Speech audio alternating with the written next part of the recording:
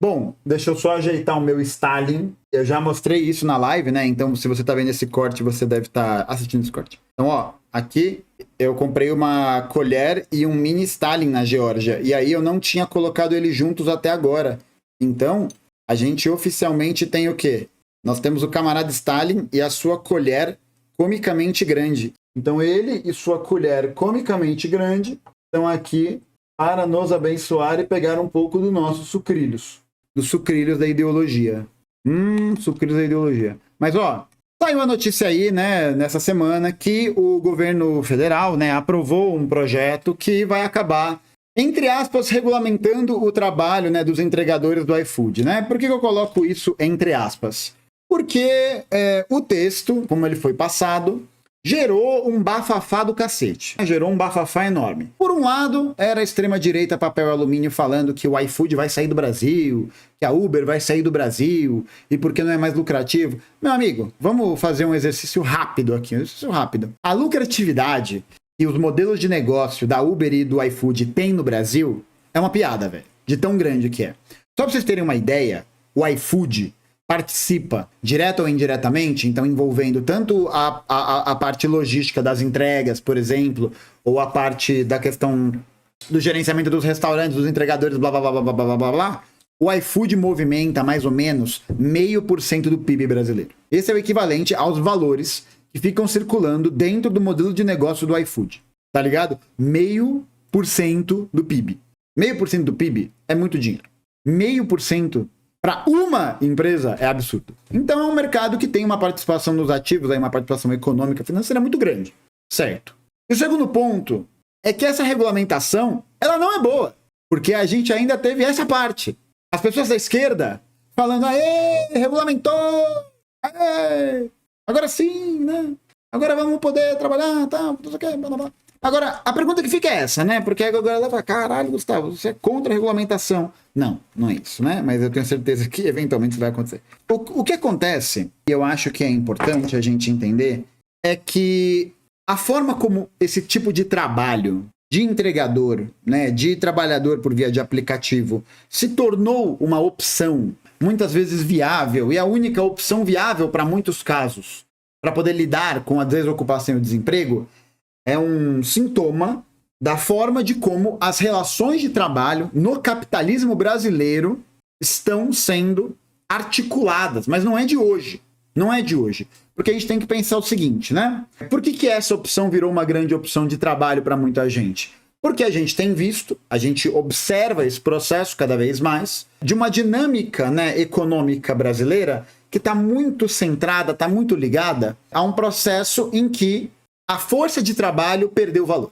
E que, portanto, a gente tem visto um crescimento da lucratividade dos grandes empreendimentos burgueses, das empresas, né, dos fundos de investimento, dos seus detentores e tudo mais.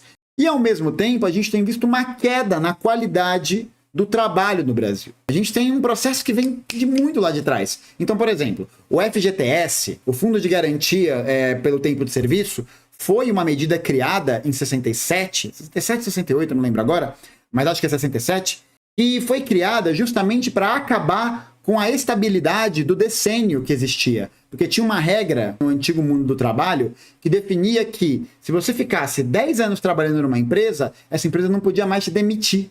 Não poderia mais te demitir se não fosse por justa causa.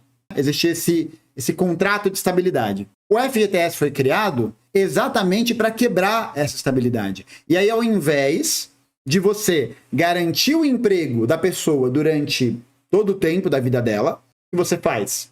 Você deposita um valor equivalente ao que ela receberia, um percentual ali, e que ela vai poder sacar depois que ela fosse demitida. Que é para que serve o FGTS. Então eu acho que a gente vê que há constantemente, né, na história do capitalismo, uma tentativa e um movimento para justamente fazer com que haja um processo maior, né, de exploração do trabalho, né, que vai acarretar a exploração do trabalho, na proposta de aumento da lucratividade, né, o que vai significar muitas vezes o aumento da mais-valia, então o aumento dessa extração que é feita da mais-valia, ou o aumento dessas relações de dependência, como é o caso, por exemplo, o lugar em que o Brasil se encontra. Então isso é muito importante. Por quê? Porque o Brasil nesse processo de um projeto neoliberal que se acelera a partir de 2015, com os programas de austeridade que o Joaquim Levy vai colocar quando ele é nomeado ministro da Fazenda pela Dilma, é um processo que vai tentar fortalecer esse lugar internacional que o Brasil está nas relações de dependência, né? Nas relações econômicas internacionais. Então, a economia no geral, isso desde os anos 80, né? Eu vou gravar uma aula sobre isso no curso, né? Vocês podem acessar o link aqui, se vocês não conhecem, dá uma olhada. Mas eu vou gravar uma aula só sobre esse processo de ascensão do neoliberalismo e dessas relações de trabalho. Mas no caso brasileiro, esse processo se acelerou muito a partir da aprovação da reforma trabalhista. A reforma trabalhista que foi aprovada em 2017, né? Durante já a gestão do Michel Temer, acabou fazendo com que as relações, né? Que o poder de barganha dos trabalhadores diminuísse sensivelmente em relação aos patrões e aos empresários que são donos dos meios de produção e que estão ali nesse processo de, enfim, né, de precarização da força de trabalho. Então, acho que isso é muito importante.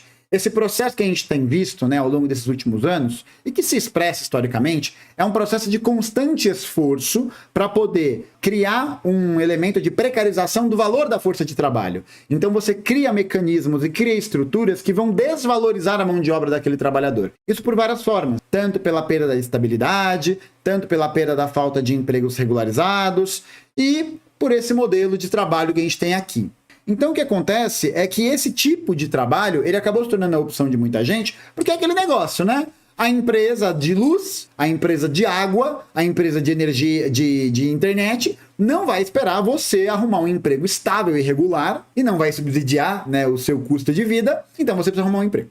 É isso. Simples e objetivamente é isso. E nos últimos anos a gente tem visto uma decadência do valor dessa força de trabalho, e isso é expresso pelo número cada vez maior de pessoas que estão nesses ambientes de trabalho, que estão, né, se tornando aí motoristas, entregadores e tudo mais. Por quê? Por que esse movimento? Porque é uma forma que tem ali uma disponibilidade, então basta, entre muitas aspas, você ter uma moto ou ter um carro, mas você também pode alugar uma moto, alugar um carro, alugar uma bicicleta, algo que é bastante comum, né? A gente vê muitos jovens carregando essas mochilas de entrega com bicicletas alugadas de banco. É o retrato da precarização. O retrato da precarização, porque nesse caso, você vai precisar pagar o valor do aluguel da bicicleta, você vai precisar pagar o valor do aluguel da moto, o aluguel do carro. E essas plataformas, elas vão acabar atuando como grandes atravessadoras desse processo.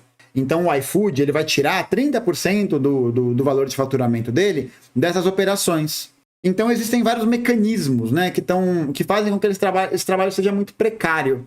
E esse trabalho se tornou uma forma de trabalho muito presente, sobretudo nos grandes centros urbanos. Por quê? Porque não tem uma iniciativa pública, não tem uma iniciativa de investimento, não tem uma iniciativa que vise justamente garantir a criação de empregos melhores, de empregos mais estáveis. A gente tem visto um processo cada vez maior de plataformização da economia, né, que significa precarização no final das contas. Você precisar estar sempre atendendo a esses atravessadores, porque essa é a única forma que você tem de ganhar dinheiro. É a única forma.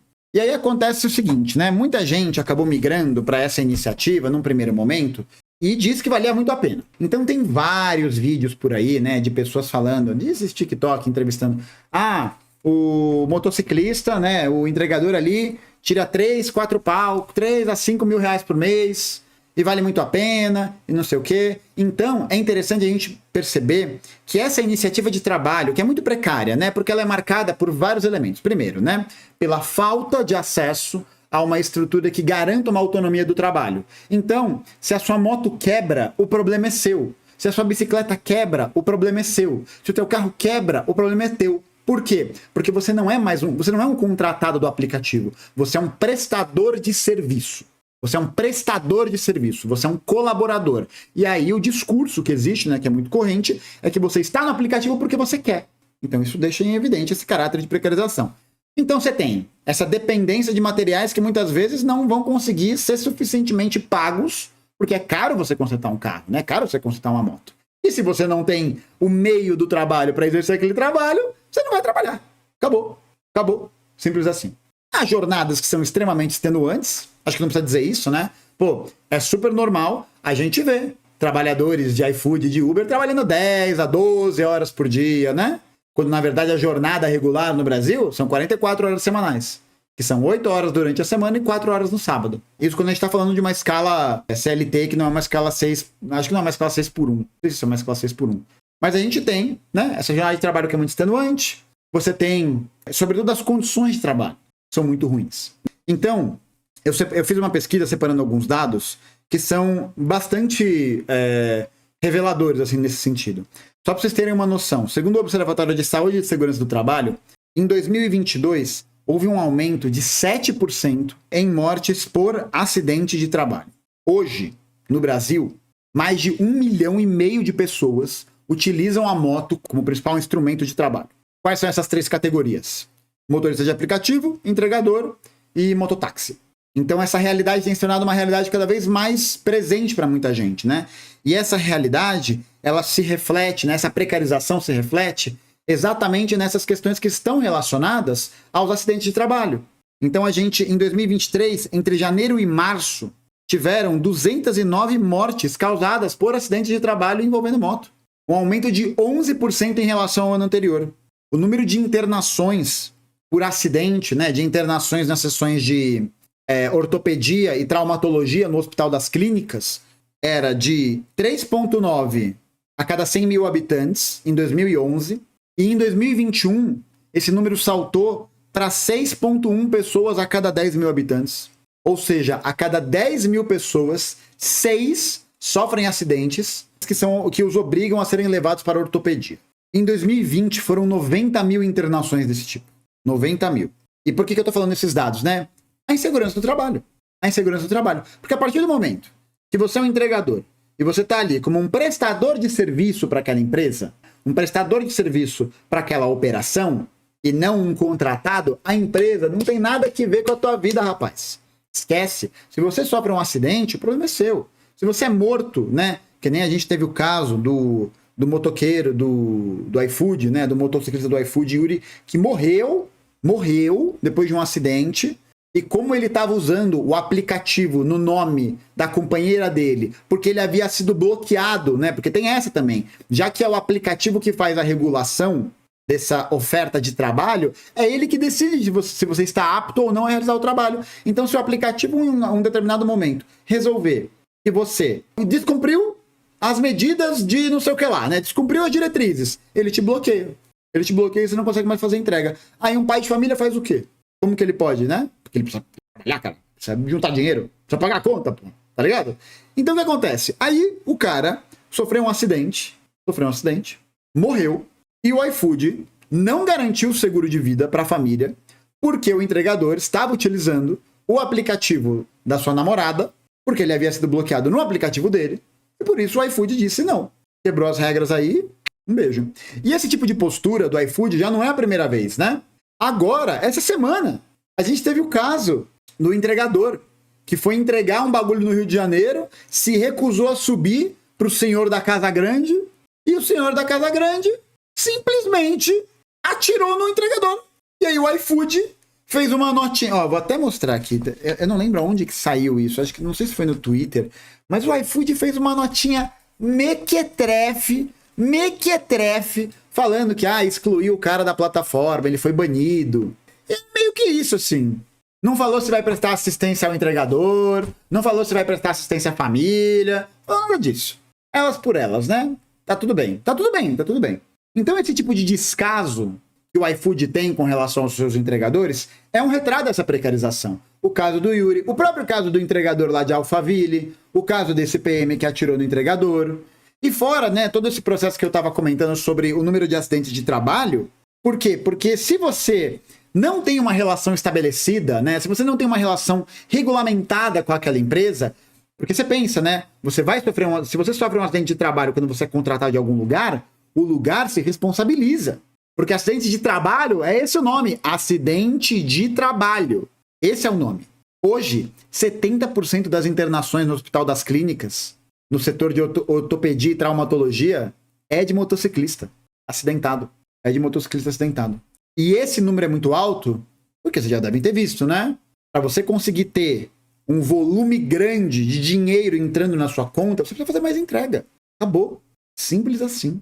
Então é muito comum a gente ver os motoqueiros, né, com as mochilas rasgando as ruas, correndo risco. Por quê? Porque a força de trabalho deles é subvalorizada. Porque o trabalho deles é subvalorizado. Porque eles recebem muito pouco do que a operação do iFood realiza. Tá ligado? E aí, a gente tem, para além disso, uma média de custo, porque liberal adora falar isso também, né? O volume de acidente de trabalho gera um custo muito grande para o próprio Estado. Cada internação custa mais ou menos R$300 mil. Ou seja, é uma dinâmica que vai fortalecer a insegurança do trabalho, que fortalece o risco que o trabalhador sofre, onera o Estado, e esse Estado ainda aplica uma política de austeridade, uma política de corte de gastos. Então, sem recurso para poder atender um motociclista acidentado, e aí? O que vai acontecer? O que vai acontecer? Não vai ter verba, não vai ter estrutura para atender. É um projeto que está, de mãozinha dada. A lógica de austeridade está de mãozinhas dadas com a própria lógica do processo de precarização da força de trabalho. Esses são os retratos, né? Importante também dizer, o iFood é uma empresa que male apresenta relatório de lucratividade. Ela apresenta um faturamento alto, mas durante muito tempo ela já está sem essa lucratividade colocada, né? Sem essa lucratividade muito robusta, porque o iFood faz uma parada que a Amazon também fazia, né? Que é o dumping, que é você conseguir, para poder quebrar a concorrência, você criar um monopólio, você joga com um preço abaixo do nível preço da média do mercado. E no caso do iFood tem a questão da comodidade, né? Tem a questão de que os restaurantes, esse serviço vai ser aderido por muita gente por essa questão da comodidade mesmo. E aí você tem uma prática de monopólio, que é uma prática de dumping, que cria as condições de monopólio, e aí você vai quebrando, você coloca e aí você vai criando a estrutura em que os restaurantes dependem do iFood, em que os mercados dependem do iFood. Aí é complicado. É isso, exatamente. Hoje o iFood lucra. Hoje o iFood tem relatório de lucratividade, mas durante muito tempo não teve. Não teve por quê? Jogando nesse prejuízo e injetando capital, né? Injetando recurso. E os caras comprando essa briga, porque vê que esse modelo de negócio é um modelo de negócio que atende muito aos seus interesses. Atende muito aos interesses de um processo cada vez maior nem vou dizer de comodização, né? Mas atende ao interesse de um processo de, como é que é o nome? De especulação sobre o valor da empresa, né? Sobre as atividades que ela exerce. Teve lá, outro dia, o CEO do iFood falando que daqui a pouco ninguém nunca mais vai precisar cozinhar. De onde que a comida vai vir? Da terra? Quer dizer, bom, tecnicamente ela vem da terra quando ela é plantada, né? Mas ela vai vir de onde? Ela vai vir da energia cósmica? Ela vai ser aquele pozinho do pequeno... Lembra? Do pozinho do Pequenos Espiões? Daquele saquinho que eles colocavam no micro-ondas e aparecia um lanche, tá ligado? Não. Essa comida vai continuar sendo feita. E ela vai continuar sendo feita nas piores condições de trabalho possível. E é uma coisa que já acontece, porque o iFood hoje tem a contratação de uma série de estruturas que são chamadas dark kitchens, né? As cozinhas que só funcionam para entrega, em que as condições de trabalho são terríveis. Ritmos de trabalho extenuantes. Então o que a gente tem é um processo de uma naturalização cada vez maior dessas relações de precarização. E aí, é claro, né? Os motoristas, entregadores, imersos dentro dessa lógica, muitas vezes vão defender essa ideia de que o trabalho que eles têm nesses aplicativos são trabalhos mais livres, com mais flexibilidade, né? São trabalhos que você não fica preso ao horário, que você pode fazer o seu horário, né? É que isso daí é meio lorota, né? Porque você não faz o seu horário. Se você precisa trabalhar 12 horas por dia para conseguir tirar um rendimento, isso significa que você não tem horário. Você não escolhe seu horário. Seu horário está definido. A única diferença é que você vai escolher, entre aspas, né? Quando fazer. Mas você não escolhe, né? Porque afinal de contas, sei lá, né? Durante o dia, sei lá, na virada da tarde para a noite, é o momento que as pessoas mais pedem comida, não sei, tá ligado? Então você vai trabalhar naquele horário. Não tem escolha. Eu posso desligar o aplicativo quando você quiser, mas aí o aplicativo começa a te gongar se você recusa a entrega, tá ligado? E aí isso vai ganhando corpo e ganhando muita simpatia, né? Porque de alguma maneira reflete o discurso empreendedor, reflete o discurso um pouco que está presente nessa ideia da pequena burguesia, que é essa ideia de que você depende só do seu meio de trabalho para sobreviver, o que é verdade. A gente poderia até, sociologicamente falando, colocar a categoria de trabalhadores de aplicativo na categoria de trabalhadores pequeno-burguesa, como pequeno-burgueses. E não porque eles têm uma loja, né? Não porque eles são, de fato, aquilo no imaginário que a gente tem de pequena burguesia, mas porque nas relações de trabalho, eles estão cada vez menos relacionados a uma dinâmica que o coloque-os como partes de uma contratação regular de uma empresa. O iFood não contrata entregador. O restaurante não contrata o iFood. O restaurante se contrata para o iFood ao colocar seus dados no aplicativo. O entregador se contrata no aplicativo. Entende? Então é essa dinâmica que vai reforçar esse lugar do trabalho individual, do trabalho do empreendedor, do trabalho daquele que vai conseguir ter seu horário, sua liberdade, que não vai pagar impostos para o governo e tudo aquilo ali, né? Que, enfim, que é o discurso da direita que a gente já conhece. E aí o governo Lula, essa semana, vamos até abrir aqui, vou até abrir aqui a notícia. Ó, aqui. Motorista de aplicativo, que pode mudar com o projeto de lei que regulamenta trabalho por aplicativo. Então, foi enviado um projeto de lei que vai seguir para avaliação da Câmara e do Senado e que vai fazer algumas mudanças. Então, quais vão ser essas mudanças principais? Primeiro, com relação à jornada de trabalho. O período máximo de conexão do trabalhador a uma mesma plataforma não poderá ultrapassar 12 horas diárias. E para receber o piso nacional, o trabalhador deve realizar uma jornada de 8 horas diárias efetivamente trabalhadas. O trabalhador receberá 32,09 por hora de trabalho, segundo o projeto. O valor por hora efetivamente trabalhada é dividido entre a chamada remuneração e a cobertura de custos, que é indenizatória e destinada a cobrir despesas com utilização do celular, combustível, manutenção do veículo, seguro, impostos, entre outros. Porque todos esses custos estão nas costas do trabalhador. Segundo a Palácio do Planalto, é prevista uma remuneração de ao menos um salário mínimo. Uma nova categoria trabalhista. O projeto de lei propõe criar uma nova categoria para fins trabalhistas, o trabalhador autônomo por plataforma. Os trabalhadores devem recolher 7,5% sobre os valores referentes à remuneração e os empregadores devem recolher 20% sobre os valores referentes à remuneração. A remuneração corresponde a 25% da hora paga, ou seja, R$ 8,00 a hora. As empresas devem realizar o desconto e repassar para a Previdência Social. O governo destaca que no caso de auxílio maternidade, as mulheres trabalhadoras terão acesso aos direitos previdenciários previstos para os trabalhadores segurados do INSS. Segundo o Palácio do Planalto, o projeto é resultado de acordo de um grupo de trabalho criado em 2023, coordenado pelo Ministério do Trabalho, que contou com representantes dos trabalhadores, das empresas e do governo federal. Então, no primeiro momento, né, a gente viu todo o esperneado, né, da direita. Ah, meu Deus, vai sair o iFood, a Uber do Brasil. Eu já expliquei por A mais B, porque esse tipo de modelo de negócio não sai daqui. Não sai daqui porque há uma disponibilidade de mão de obra gigantesca, marcada por esse processo de desemprego estrutural e numa escalada da informalidade do trabalho. Então, a gente não vai ter essa mudança de maneira muito abrupta nesse sentido vindo daqui, porque simplesmente é lucrativo, porque ainda é lucrativo. E a gente viu também, por um outro lado, muitas pessoas apoiando essa medida e comemorando-a. Só que aqui tem um problema que não vão te falar. O problema dessa proposta é que essa proposta torna regulamentado, tenta naturalizar a jornada de 12 horas de trabalho. Tá entendendo? Tá ali, máximo de 12 horas. Na mesma brisa de que o trabalhador vai escolher quando trabalhar 12 ou 8 horas. Tá ligado? Se esse projeto de lei passa, significa que vai ser possível. Essa é a questão. Será possível trabalhar 12 horas como entregador de aplicativo ou de motorista de transporte. É uma representação das relações de trabalho derretendo. As relações de trabalho estão derretendo aqui, tá ligado? E aí você tem, ainda por trás disso, uma participação das empresas no processo de ajuste desse tipo de projeto. Para quê? Para ser benéfico para eles. E a questão, gente, ó, presta atenção, a questão principal é que isso é só o começo. Não é nem só o começo, é a continuidade daquilo que a gente estava falando sobre o projeto neoliberal que se intensifica a partir de 16 e 17. Tá ligado? Porque, olha só, ao mesmo tempo que a gente está vendo uma regularização e uma normalização da ideia da jornada de 12 horas de trabalho, qual força do governo está se levantando contra a reforma trabalhista? Vocês ouviram falar alguma coisa sobre isso? Sobre revogação da reforma trabalhista? Ouviram falar alguma coisa sobre isso? Nenhuma. E ao mesmo tempo você tem um projeto de lei que é visto como vitória, naturalizando a jornada de 12 horas de trabalho. Gente, isso é pré-CLT. Jornada de 12 horas de trabalho regulamentado, assim, naturalizado, desse jeito, é pré-CLT. É antes de 1937. Isso representa uma derrota para os trabalhadores.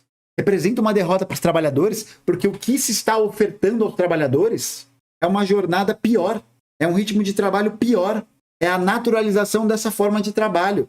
Uma nova categoria, trabalhadores autônomos por aplicativo. Qual que é a diferença disso com relação à selva que existe hoje?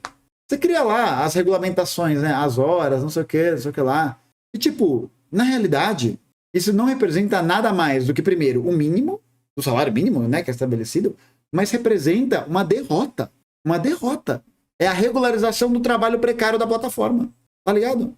É inacreditável, porque é um aceno cada vez mais à direita, porque está em coadunância, está em acordo com essas empresas que não se responsabilizam por acidente de trabalho, que não se responsabilizam pela morte de entregadores, que ganham com a precarização do trabalho, que ganham com o aumento da taxa de exploração da classe trabalhadora. Pode anotar, exatamente, tutor de matemática Ícaro, obrigado pelo seu superchat. Isso vai se expandir para outras categorias e plataformas, inclusive nas de professores online. Gente, é exatamente isso. A regulamentação e a passagem de um projeto de lei em relação a isso significa a abertura da porteira, a abertura da possibilidade da regulação de outros trabalhos. Até desfocou aqui, tão absurdo. Isso significa um processo cada vez maior de regularização de trabalho precário em várias categorias. Tá ligado? Abriram a porteira, estão passando a boiada. Estão passando a boiada. E aí você tem, né? O Lula lá, bonito, tal. O iFood terá que negociar com o iFood. O iFood queria pagar menos até. Mas, gente, vamos ser sinceros. Vamos ser honestos. Vamos ser sinceros. Uma comissão que é formada pelo Ministério do Trabalho, com as empresas, sindicatos, né? Fora isso, está colocado no projeto de lei e vem quem vai fazer as negociações para definir valores e coisas assim, vai ser realizado pelos sindicatos representantes dos trabalhadores e as empresas. Qual é o sindicato dos trabalhadores de aplicativo? Qual que é? Esse sindicato vai ser pelego? Tem essa, né? Tem essa. O sindicato pode simplesmente ser pelego. É o início do fim da CLT. Geral. Ligado? É o fim desse processo. Esse avanço, ele é realizado não somente, e aí que tá, né, o bolo da desgraça, né, o fermento do apocalipse. O que é um sindicato pelego? Sindicato pelego é um sindicato que vai muitas vezes em nome de benefício próprio, benefício particular, de ganhos particulares, e de votar contra medidas que sejam estruturalmente boas para os trabalhadores, fazendo coro com os patrões. Sindicato pelego é esse cara que vai trocar ideia primeiro com o patrão e depois com a categoria. Isso que é um sindicato pelego. Mas, Gaio, fato, a CLT não precisa passar por reformas? Cara, eu não acho. Eu acho que... Eu não acho que a CLT precise passar por reformas. Porque a precarização do trabalho, né, essa queda do desemprego, né, esse aumento do custo, ele não tem a ver com a CLT. Ele não está relacionado com a CLT. Ele está relacionado à forma de como as decisões da política econômica brasileira estão colocadas. Tá ligado? É uma questão de problema produtivo. Letícia, obrigado pelo superchat. Trabalho com design. Eu fiquei sabendo de uma galerinha do governo Lula que disse que não dá para ter CLT da minha profissão porque alguns empresários não querem. E é isso. Quem não quer CLT são os empresários. Só que aí essa é a armadilha ideológica, né? Porque conforme as condições de trabalho vão sendo precarizadas e o discurso do trabalho precário ganha notoriedade, ganha corpo, isso passa a ser defendido pelos próprios trabalhadores. Os trabalhadores vão defender algo que no final do dia é ruim para eles, para que eles tenham trabalho. Ao invés de você conseguir garantir uma negociação por cima, em que você coloca a pauta, o que você faz? Você pega aquela linha padrão, aquela mediação, e você joga a qualidade dela para baixo. Só que se você jogar para baixo, uma hora, isso será oneroso para o empresário também. Porque para o empresário é tudo oneroso. Para o grande empresário é tudo oneroso. Tudo é muito caro, custa muito. Então vai sempre pautar para baixo. Sempre pautar para baixo. Hugo Martins, 90% das pessoas que andavam de carro até a aprovação do uso obrigatório do cinto de segurança não queriam usar o cinto. Não queriam. Da mesma maneira, trabalhadores não podem defender políticas e perspectivas que sejam contrárias aos seus interesses? Gente, o nome disso é ideologia. É ideologia. Mas, Hugo, não é uma questão de concordar ou não. Não é uma questão de concordar ou não. Os motoristas de aplicativo não querem a CLT. Perfeito. Então tem que ter um outro tipo de regulação. Não uma regulação de trabalho que coloque 12 horas de jornada diária. Acabou. Mas qual que é o salário? Mas essa questão, a grande maioria do salário comercial, né, o problema desses ganhos não é o problema não é da CLT. Não é da CLT. O problema é a forma de como o trabalho está colocado nas nossas contradições brasileiras, na forma de como a economia brasileira está colocada. Não é a CLT. Porque, beleza, tira a CLT. Qual que é o próximo passo? Porque a CLT, o cara vai ganhar 3, 4 pau. 3, 4 pau, precisando consertar moto, consertar carro, blá, blá, blá, beleza, ganha mais. E se o cara quebrar a perna? E se ele sofrer um acidente? O que acontece? Qual que é a segurança que ele vai ter? Como que ele vai arrumar dinheiro para trabalhar? Tá ligado? Camarada Cálio Ribeiro, obrigado pelo seu superchat. Fiz faculdade de design em 2013 e os professores já eram contra a regulamentação da profissão. Mas a questão é essa, gente. Por mais que a gente tenha, muitas vezes, né? A pessoa vai lá e vai falar, eu sou contra a CLT pros motoristas, sou contra a regulamentação dos designers, qualquer coisa assim. Cara, as ideias dominantes de um tempo são as ideias da classe dominante daquele tempo. E vocês acham que a Globo começou a fazer um monte de propaganda de empreendedorismo?